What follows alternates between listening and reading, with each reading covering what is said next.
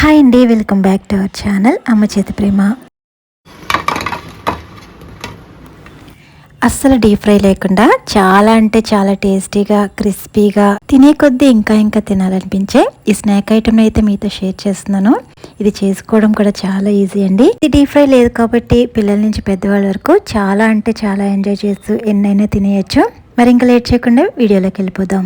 ముందుగా అయితే 1 కప్పు వరకు వీట్ ఫ్లోర్ని అయితే తీసుకుంటున్నాను. ఇక్కడైతే మైదా కూడా వాడకుండా చేస్తున్నానండి.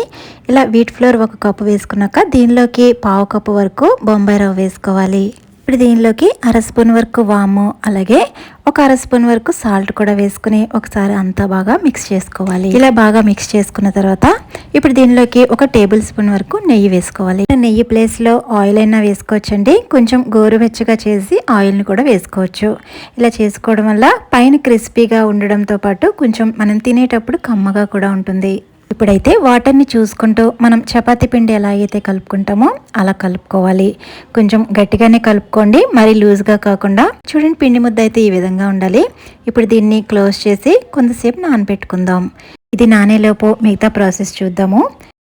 ఇప్పుడైతే ఒక మిక్సీ జార్ తీసుకుని దీనిలోకి 1 టీ స్పూన్ వరకు జీలకర్ర వేసుకోవాలి. అలాగే మరో 2 టేబుల్ స్పూన్ల వరకు ధనియాలు వేసుకోవాలి. ఇప్పుడైతే దీనిలోకి మరో 1 టీ స్పూన్ వరకు సోంపు వేసుకోవాలి. ఈ సోంపు ఫ్లేవర్ అనేది మనం చేసే రెసిపీకి చాలా హైలైట్ అండి. దీన్ని మాత్రం స్కిప్ చేయకుండా వేసుకోండి. ఇప్పుడైతే దీన్ని ఇక్కడ చూపిస్తున్నట్టు కొంచెం బరకగా గ్రైండ్ చేసుకోవాలండి. మరి మెత్తని పొడి కింద కాకుండా ఇలా గ్రైండ్ చేసుకున్న దీన్ని ఒక ప్లేట్లోకి ట్రాన్స్ఫర్ చేసుకుందాం. ఇప్పుడు ఇదే మిక్సీ జార్లోకి 1 ఇంచ్ అల్లం ముక్కని ఇలా చిన్న ముక్కలుగా కట్ చేసి వేసుకోవాలి. అలాగే 3 లేదా 4 పచ్చిమిర్చిని ఇలా కట్ చేసుకుని వేసుకుని వీటిని కూడా ఇలా కచ్చా పచ్చగా గ్రైండ్ చేసుకోవాలి. ఇప్పుడు స్టవ్ మీద ప్యాన్ పెట్టుకుని 2-3 టేబుల్ స్పూన్ల వరకు ఆయిల్ వేసుకోండి. ఆయిల్ హీట్ అయిన తర్వాత మనం ముందుగా దంచుకున్న మసాలా పౌడర్ ఉంది కదా, ఆ పౌడర్ని అయితే వేసుకుని 2-3 నిమిషాలు దీన్ని ఆయిల్లో బాగా వేపించుకోవాలి. ఇలా మసాలా బాగా వేగిన తర్వాత మనం ముందుగా దంచుకున్న అల్లం పచ్చిమిర్చి ముద్ద ఉంది కదా, దాన్ని కూడా వేసుకుని మరో 2 నిమిషాల పాటు ఫ్లేమ్ని మీడియంలో పెట్టుకుని దీన్ని అయితే వేపించుకోవాలి. మనం దీంట్లో ఇంకా కారం ఏమీ యాడ్ చేయని అవసరం లేదు. మనం ఇక్కడ పచ్చిమిర్చి వేసాం కదా, దీని ద్వారానే మనకి కారం అనేది ఎక్కువగానే ఉంటుంది. ఇలా వేపించుకున్న తర్వాత రుచికి సరిపడా సాల్ట్ వేసుకోవాలి. ఇలా సాల్ట్ వేసుకున్న తర్వాత ఈ సాల్ట్ అనేది అంతా కూడా బాగా మిక్స్ అయ్యేటట్టు ఒకసారి కలుపుకోండి.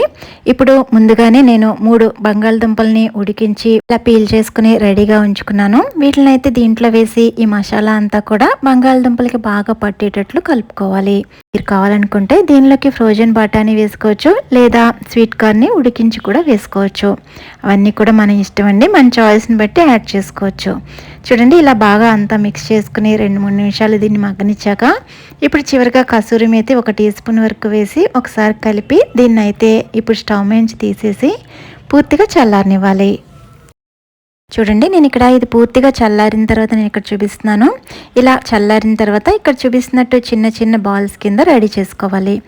అన్నీ కూడా ఇలా రెడీ చేసుకున్న తర్వాత మనం ముందుగా నానబెట్టుకున్న పిండి ముద్ద ఉంది కదా, దాన్ని అయితే ఇక్కడ చూపిస్తున్నట్టు చిన్న చిన్న బాల్స్ కింద డివైడ్ చేసుకుని ఇక్కడ చూపిస్తున్నట్టయితే రోల్ చేసుకోవాలి. మీకు ఇలా చేత్తో ఫ్లాట్గా చేయడం కష్టంగా ఉంటే చపాతీ చేసుకునే కర్రతో కూడా ఇలా ఫ్లాట్గా చేసుకోవచ్చు.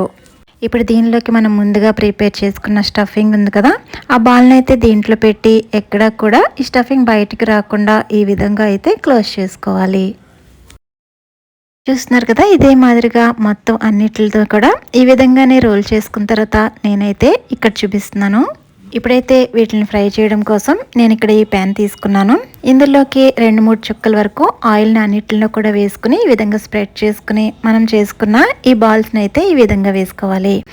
ఇప్పుడు ఫ్లేమ్ని లోలో పెట్టుకుని 10 నిమిషాల పాటు అన్ని వైపులా కూడా టర్న్ చేసుకుంటూ పైనుంచి కావాలనుకుంటే 2-3 చుక్కల ఆయిల్ కూడా వేసుకుంటూ వీటిని అయితే మంచి గోల్డెన్ కలర్ వచ్చేంత వరకు కూడా ఫ్రై చేసుకోవాలి. చూస్తుంటేనే చాలా యమ్మీగా ఉన్నాయి కదా. మరి మీరు కూడా ట్రై చేసి మీకు ఎలా వచ్చిందో నాతో షేర్ చేయండి.